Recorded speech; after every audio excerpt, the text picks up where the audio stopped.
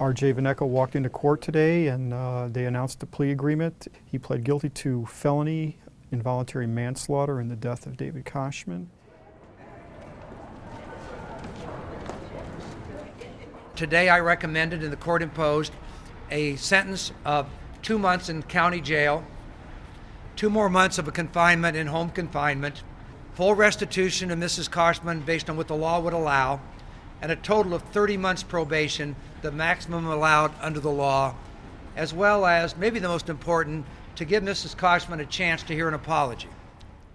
I don't know how to read his expressions, because he's been silent except for today when he did express sorrow through an apology to Nancy Koshman, but it does come 10 years after this happened. This was all I ever wanted. I only wanted someone to say they were sorry for hurting my son.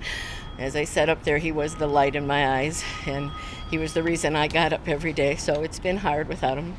He said he wanted to apologize right away. His attorneys then said they were advising him, lawyers were advising him not to.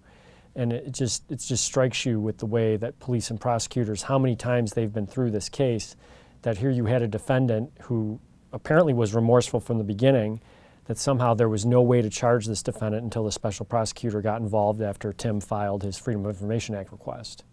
I do think definitely something got dropped along the way, because I shouldn't be here 9.5 years later doing this. It should have done this probably 6 months after he died. We don't know how the plea agreement came to be. I mean, we know in a case like this, where there's so much on the line involving high-profile defendant like Mr. Vanecko, he's Daly's nephew, that a plea is always a possibility.